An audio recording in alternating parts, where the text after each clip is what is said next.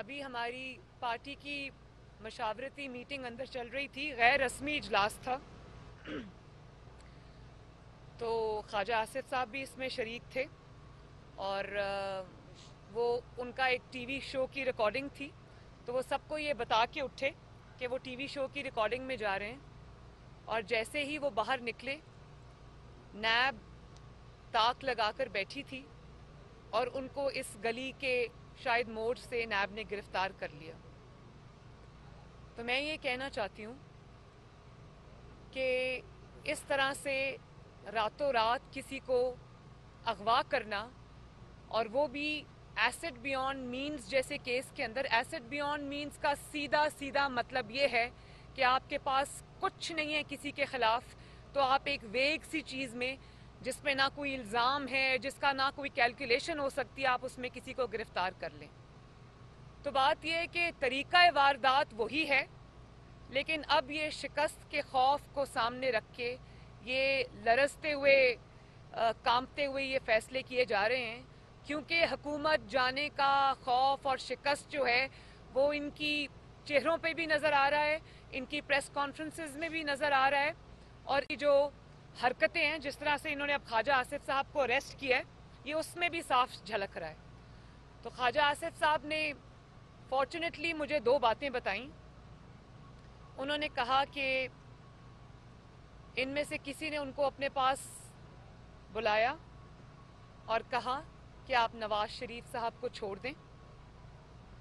तो उन्होंने कहा कि मेरे बाल सफ़ेद हो गए नवाज शरीफ के साथ, मैं एक उम्र का साथ है हमारा, और मेरी पार्टी भी मुत्तहिद है, मैं भी नवाज शरीफ के साथ खड़ा हूँ, उसके बयानिए के साथ खड़ा हूँ, और आपको मुझे ये बात करने से पहले 10 दफ़ा सोचना चाहिए। वफादार बाप का बेटा हूँ, नवाज शरीफ के साथ आखिरी वक्त तक खड़ा रहूँगा। तो उन्होंने कहा कि अगर आप नवाज शरीफ को नहीं छोड़ेंगे तो आप फिर उसके कॉन्सिक्वेंसेस के लिए तैयार रहें। ये बात मुझे खुद ख्वाजा आसिफ साहब ने बताई। उन्होंने कहा कि मैंने उनको कहा कि ना सिर्फ ये कि मैं कॉन्सिक्वेंसेस के लिए तैयार हूँ, आपने जो करना है मेरे खिलाफ करें, मैं नवाज शरीफ को नहीं छोड़ूंगा। और ये भी कहा कि आप नवाज शरीफ के बयानिए से इख्तलाफ कर लें और कहें कि मुझे नवाज शरीफ के बयानिए से इख्तलाफ है, तो उसके बाद आपके केसेस, ये मैं हल्फन बात कर रही हूँ, उन्होंने कहा कि आपके केसेस 15-20 दिन के अंदर अंदर ख़त्म हो जाएंगे। उन्होंने कहा आपने मेरे केसेस चलाने हैं तो चलाएं, आपने मुझे जो सज़ा देनी है दें, मुझे अरेस्ट करना है अरेस्ट करें, लेकिन मैं नवाज शरीफ के ना बयानिए से पीछे हटूंगा, ना नवाज शरीफ का साथ जोड़ूंगा।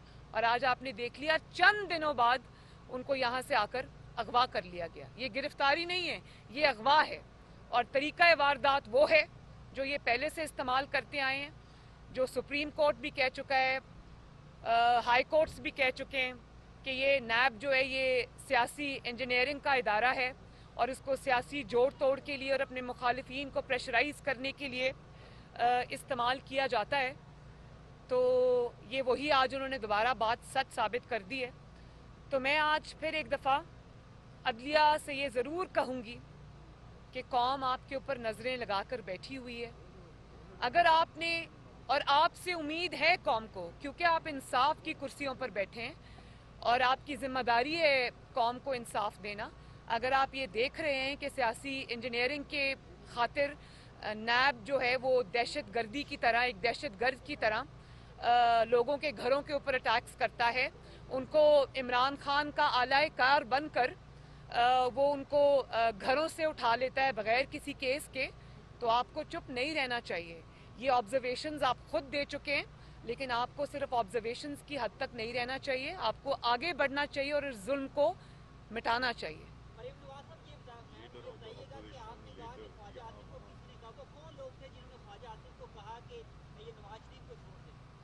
देखिए, मैं ख्वाजा आसिफ क्योंकि यहाँ पर नहीं है, तो क्योंकि ये बात उन्होंने बताई थी, उनकी अमानत है, इसलिए वो नाम अभी मैं डिस्क्लोज़ नहीं करना चाहती। लेकिन दूसरी बात यह है कि ये किस किस्म की जमहूरियत है कि जो leader of the opposition Shahbaz Sharif साहब है वो कितने महीनों से जेल की काल कोठरी में पड़े, और जो leader of the opposition Punjab है हमजा शहबाज शरीफ, वो कितने साल भर, बल्कि 1.25 साल से वो जेल की कोठरी में। और अब आपने PMLN के पार्लिमानी लीडर जो हैं ख्वाजा आसिफ साहब, उनको भी अरेस्ट कर लिया। क्या आपको ये खौफ था कि PMLN अब रिज़ाइन करने अगर जाएगी तो शायद वो रेजिग्नेशंस की उसमें ख्वाजा आसिफ साहब जो है वो एक बेहतर किरदार अदा कर सकते हैं, लेकिन रेजिग्नेशंस तो आ गए सब मेरे पास पंजाब असेंबली के 160 में से 159 रेजिग्नेशंस आ चुके हैं माशाल्लाह। सिर्फ एक रेजिग्नेशन नहीं आया, वो हमारी खातून मेंबर जो हैं MP हैं वो वेंटिलेटर पे हैं। इसके अलावा अल्हम्दुलिल्लाह मेरे पास एक नेशनल असेंबली के इस्तीफे के सिर्फ रह गया, बल्कि बाकी सब मेरे पास माशाल्लाह आ चुके हैं। तो एक ख्वाजा आसिफ को अरेस्ट करने से ये आप जो हमें मरूब करना चाह रहे हैं या हमें धमकाना चाह रहे हैं, तो अब ये इंशाल्लाह ताला ये ना इनमें से कोई डरने वाला है। बहुत सारे ये मरहलों से गुजर के आए हैं, जुल्म सह कर आए हैं और नवाज शरीफ के साथ खड़े रहे, उनके बयानिए के साथ खड़े रहे। ये सब जो मेरे दाएं बाएं खड़े हैं और उन्होंने प्रेशर भी फेस किया है, जुल्म का सामना भी किया है और आइंदा भी करेंगे। ये हथकंडे जो हैं वो सिर्फ आपको आपके घर ले जाने में जल्दी करेंगे, हमें नहीं डिटर कर सकते इंशाल्लाह।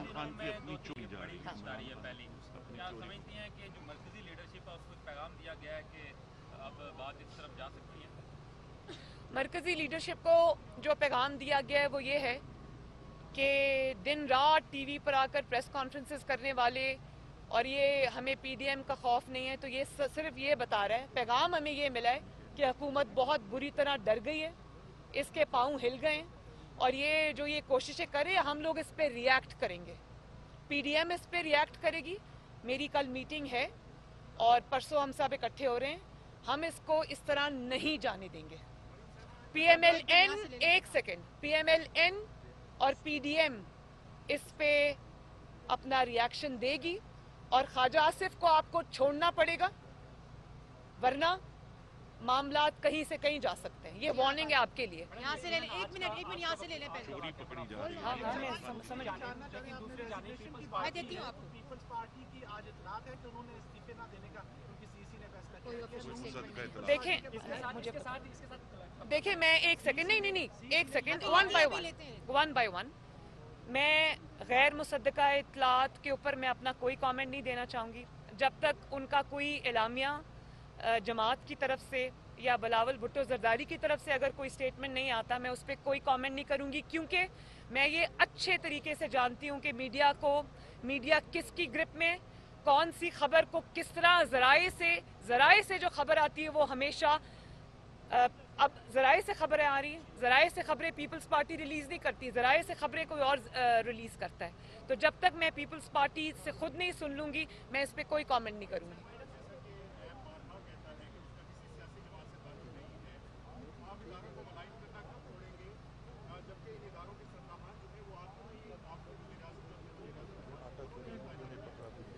थैंक यू वेरी मच, आपका बड़ा ही अच्छा क्वेश्चन है, बड़ा रेलिवेंट क्वेश्चन है। तो मैं ये पूछना चाहती हूँ कि नैब को ये आटा चोर क्यों नहीं नजर आ रहे, नैब को ये LNG चोर क्यों नहीं नजर आ रहे। 122 अरब का डाका पड़ा है LNG के ऊपर। नैब को बिजली चोर क्यों नहीं नजर आ रहे, नैब को चीनी चोर क्यों नहीं नजर आ रहे। PIA बिल्कुल बंद होने को आ गया, नैब को वो क्यों नजर नहीं आ रहा। नैब को बिलियन ट्री सुनामी क्यों नहीं नजर आ रहा। और ये जो दवाइयों के इतने बड़े बड़े स्कैंडल हैं, नैब को वो क्यों नजर नहीं आ रहे। नैब को एक वेग चीज एसेट बियॉन्ड मींस की ऑपोजिशन जमात के एक रहनुमा की नजर आ जाती है, लेकिन इतनी बड़ी बड़ी ग्लेयरिंग एविडेंस जो है वो नैब को नजर नहीं आती। नैब अंधी है क्या, या नैब अंधी है या फिर नैब इतने प्रेशर में है कि वो अपनी क्रेडिबिलिटी, ये हम नहीं कहते, ये कोर्ट्स के कमेंट्स हैं कि नैब पॉलिटिकल इंजीनियरिंग का इदारा बन गया है। ये हम जी, तो इसका ये मतलब है कि उनको अगर तैनात किसी ने किया था तो वो गलत रास्ते पे चल पड़े। ये कौन सी जस्टिफिकेशन है भाई। बात क्या क्योंकि उसको किसी ने अपॉइंट किया था, इसके पास लाइसेंस है कि वो फिर खुली दहशतगर्दी में मुलविस हो जाए। Thank you. जैसा कि पहले आपके बारे में रूल के बारे में कहा गया था कि वो डबल माइंडेड है, देने हैं या नहीं देने, आपने क्लियर कर दिया। पीपल्स पार्टी के साथ भी इसी तरह की बात हो रही थी, उनकी जाने से कह दिया कि वो तो जिमनी इलेक्शन में हिस्सा लेंगे और जब इस्तीफों का मामला आएगा तो सेनेट इलेक्शन के बाद देखेंगे। मौलाना फजलुर रहमान भी इस वक्त मुश्किल में है, उनके लोग भी इसी तरह की बयानबाजी कर रहे हैं, उनको छोड़ छोड़ के जा नहीं, मौलाना साहब के जो लोग बयानबाजी नहीं कर रहे, मौलाना साहब की पार्टी में से 2-3 ऐसे लोगों को जो हमेशा से ये काम करते आए हैं, उनको उठा के मीडिया पे ले आना, उससे पहले उनका नाम भी कोई नहीं जानता था, तो वो शरारत किसी और की है, वो JUIF की शरारत नहीं है। ये आप जरा क्लियर कर लें प्लीज। ये हथकंडे हम पुराने जानते हैं, ये मुस्लिम लीग नून के साथ भी खेले गए हैं, ये उनके साथ भी अब आजमाए जा रहे हैं, लेकिन ये खौफ है इंशाअल्लाह ताला इमरान खान को घर जाना पड़ेगा। ये उसके आखिरी हथकंडे हैं, उसको रोक नहीं सकेंगे इंशाअल्लाह। शायद उसका जाना मजीद जल्दी अर्ली हो जाएगा। जी लास्ट क्वेश्चन।